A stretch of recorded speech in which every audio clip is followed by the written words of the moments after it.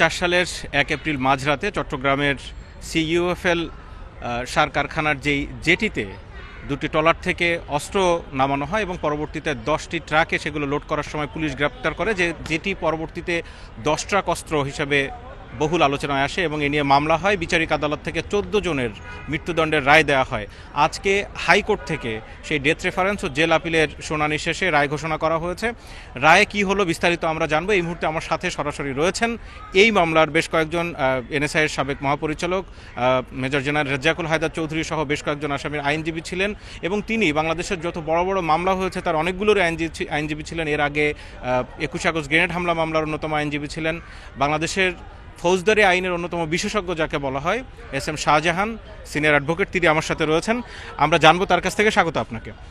একটু শুরুতে যদি আপনি আমাদেরকে একটু জানান যে এই মামলায় আমরা দেখতে পাচ্ছি যে বেশ কয়েকজনকে খালাস দেওয়া হয়েছে, এমনকি যিনি আপিল করেননি তিনিও খালাস পেয়েছেন। মতিউর রহমান নিজামী এই মামলার আসামি ছিলেন, সাবেক শিল্পমন্ত্রী, জামাতের আমির। সব মিলিয়ে কার ভাগ্যে কি রায় আসলো? মামলায় মোট ১৪ জনের ডেথ সেন্টেন্স ছিল, মৃত্যুদণ্ড। তো ১৪ জনের মধ্যে ওই মামলা চলাকালীন অবস্থায় ২ জন জেলখানায় মৃত্যুবরণ করেন, দিন মোহাম্মদ এবং হাজি সোবহান। আর বাকি ১২ জন যারা, এই ১২ জনের মধ্যে আপনার অ্যাবসকন্ডিং একিউজড একজন ছিলেন অতিরিক্ত সচিব নুরুল আমিন সাহেব, আর অ্যাবসকন্ডিং আরেকজন হলো পরেশ বড়ুয়া। আর বাকি আপনার যারা ট্রায়াল ফেস করেছে এবং আপনার রায়ের পরে থেকে যারা জেলখানার ভিতরে ছিল তার মধ্যে আপনার ৪ জন সাবেক স্বরাষ্ট্র প্রতিমন্ত্রী লুৎফুজ্জামান বাবর সাহেব, তারপরে আপনার ওই সময়কার চিটাগংয়ের ফার্টিলাইজার ফ্যাক্টরির যিনি আপনার এমডি ছিলেন মহসিনুদ্দিন তালুকদার, তারপরে জিএম এনামুল হক, আর এনএসআইয়ের ছিলেন হলো রাজ্জাকুল হায়দার সাহেব। এই ৪ জনকে খালাস দিয়েছেন। আর যদিও উনি বেঁচে নেই, মতিউর রহমান নিজামী সাহেব, ওনারও মৃত্যুদণ্ড ছিল। তো উনি ওনার এই মামলায় মৃত্যুদণ্ড কার্যকর করার আগেই ওনার অন্য মামলায় মৃত্যুদণ্ড কার্যকর করা হয়। তারপরে আমরা কোর্টের কাছে নিবেদন করেছি যে যেহেতু তার ফাইন আছে, কাজেই তার আপিলটা আপনি এটা অ্যাবেট হবে না, এটা আপনি শুনানি করতে পারেন। তো সেখানে কোর্ট আজকে তার রায়ে যেটা ঘোষণা করেছেন সেটা হলো যে এই ৪ জনকে একুইটাল দিয়েছেন, লুৎফুজ্জামান বাবর সাহেব, মহসিনুদ্দিন তালুকদার, এনামুল হক, রাজ্জাকুল হায়দার। আর তার সাথে মতিউর রহমান নিজামী সাহেব যদিও বেঁচে নেই, কিন্তু ওনার বিরুদ্ধে এই মামলায় কোনো সাক্ষী প্রমাণ পাওয়া যায় নাই, কাজে ওনাকেও নির্দোষ সাব্যস্তে খালাস এটা কোর্ট বলেছেন। আর ব্রিগেডিয়ার জেনারেল আব্দুর রহিম একজন ছিলেন, উনিও এনএসআইতে ছিলেন, উনি মারা গেছেন। তো ওনার এগেনস্টেও মামলা প্রমাণ হয় নাই বলে কোর্ট তার অভিমত ব্যক্ত করেছেন। আর অতিরিক্ত সচিব নুরুল আমিন সাহেব যিনি ছিলেন, নুরুল আমিন সাহেব অ্যাবসকন্ডিং ছিলেন, বাট ওনাকে খালাস দিয়েছে।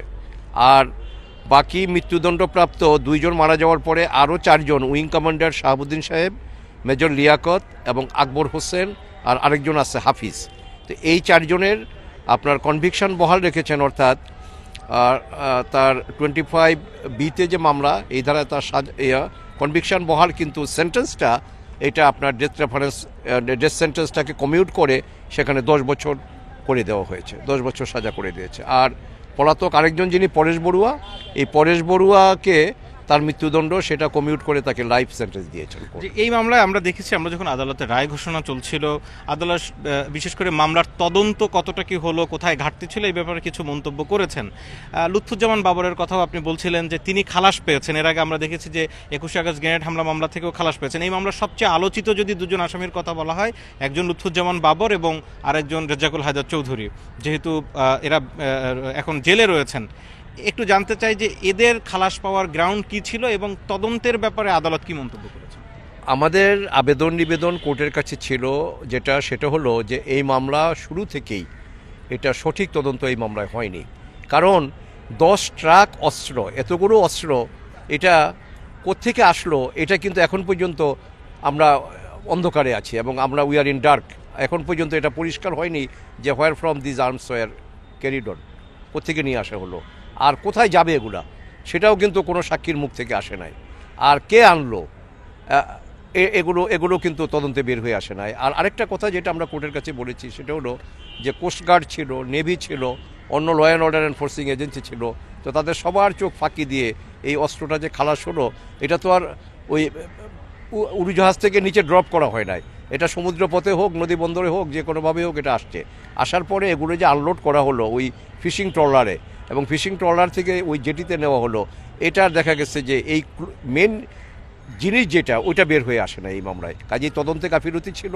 মোরওভার এই এখন যাদেরকে সাজা দেওয়া হয়েছিল, ঘটনা তো একটা হয়েছে, ঘটনা ওখানে তো 10 ট্রাক অস্ত্র ওখানে ছিল, এটা তো আমরা কেউ অস্বীকার করতে পারবো না। বাট যেই আসামিদেরকে ট্রায়াল কোর্ট সাজা দিলেন তাদের ইনভলভমেন্ট কতটুকু, এটা কোর্ট আমাদের সাথে একমত হয়েছেন যে না, এই যে যাদেরকে একুইটাল দিয়েছেন যে তাদের বিরুদ্ধে মোটেও সাক্ষী প্রমাণ নাই, আর যাদেরকে ডেথ থেকে লাইফে এনেছেন এটা আমরা পূর্ণাঙ্গ রায় না পেতে আমরা বলতে পারবো না যে কোন সাক্ষী বা কিসের ভিত্তিতে তাদেরকে আপনার কনভিকশন বহাল রাখলো, এটা পূর্ণাঙ্গ রায় না। আমরা দেখেছি যে উলফা নেতা পরেশ বড়ুয়া, তার মৃত্যুদণ্ড দেওয়া হয়েছিল, হাইকোর্ট ডিভিশন তাকে মৃত্যুদণ্ড থেকে মুক্ত করে তাকে যাবজ্জীবন সাজা দিয়েছে। তারপরে তিনি এই ঘটনার সাথে জড়িত বিধায় যাবজ্জীবনের মতো সাজা পেলেন। এছাড়া আরও 5-6 জনকে আমরা দেখেছি মৃত্যুদণ্ড থেকে কমিয়ে 10 বছর করা হয়েছে। তাতে প্রমাণ হচ্ছে যে তারা এই ঘটনার সাথে জড়িত। তাহলে হাইকোর্ট ডিভিশনের রায়ে, যে সংক্ষিপ্ত রায় আজকে দেয়া হলো, তাতে করে এই ঘটনাটি যারা ঘটিয়েছে তাদের উদ্দেশ্য কি ছিল, অস্ত্রগুলো কোথায় যাচ্ছিল, সেই ব্যাপারে কি কোনো মন্তব্য এসছে আদালতের দিক থেকে? আজকের শর্ট জাজমেন্ট যেটা কোর্ট পরে শুনিয়েছেন তার ভিতরে এটা কিছু আসেনি। এটা পূর্ণাঙ্গ জাজমেন্ট পেরে পরে আমরা দেখতে পারবো যে কোর্ট সেই বিষয়ে ওখানে কি উল্লেখ করেছেন বা কতটুকু ওটা টাচ করেছেন। এটা ফুল জাজমেন্ট না পেতে আমরা বলতে পারবো না। আমরা দেখি যে প্রায় অনেক মামলাতে, শুধু এই মামলা না, আরও এর আগে অনেক মামলাতে দেখেছে যে আদালত মন্তব্য করেন যে এই যে তদন্তের পর্যায়ে গাফেলতি বা প্রসিকিউশন প্রমাণ করতে পারেনি, মানে এই যে সরকারি জায়গাগুলোর যে বা রাষ্ট্রপক্ষের যে ঘাটতি, সব মিলিয়ে এই ব্যাপারগুলোতে আসলে আপনারা দীর্ঘদিন ধরে মামলা উঠতে যে কি বলবেন, মানে এটা কি শুধু তাদের তথ্য প্রমাণের ঘাটতির কারণে এরা খালাস পেলেন, নাকি সত্যিকার অর্থে আসলে? দুটা কারণে। একটা হলো যে সরকার পরিবর্তনের পর যারা সরকারে আসেন ওনারা যদি মনে করেন যে ওনাদের মতো করে একটা তদন্ত হয়ে যাক, তাইলে তো মূল ঘটনা যেটা সেটা ধামাচাপা হয়ে যাবে, 1 নাম্বার। 2 নাম্বার হলো যে আমাদের অন্যান্য দেশে আছে কিন্তু আমাদের দেশে এখনও আমরা পারিনি, সেটা হলো যে একটা ইন্ডিপেন্ডেন্ট আপনার ইনভেস্টিগেশন একটা এজেন্সি এখানে তৈরি হওয়া। যদি আপনার একটা তদন্ত সংস্থা সম্পূর্ণভাবে স্বাধীন নিরপেক্ষ থেকে যদি কাজ করতে পারে তাইলে সেখানে সঠিক তদন্তটা বেরিয়ে আসে। আর এরা যদি সরকারের চাপে থাকে, এরা যদি ইনফ্লুয়েন্সিয়াল লোকজনের চাপে থাকে, সেক্ষেত্রে তাদের প্রকৃত জিনিসটা বের করে আনা এটা কষ্ট হয়ে যায়। এবং আমার একদম শেষ প্রশ্ন, সেটি হচ্ছে যে এই মামলায় 21 আগস্ট গ্রেনেড হামলা মামলার সাথে খানিকটা মিল আছে। সেটিও আমরা দেখেছি যে 2 ধাপে ইনভেস্টিগেশন হয়েছে। প্রথম ধাপে যাদের নাম ছিল না, পরবর্তীতে তাদের নাম চার্জশিটে যুক্ত করা হয়েছে।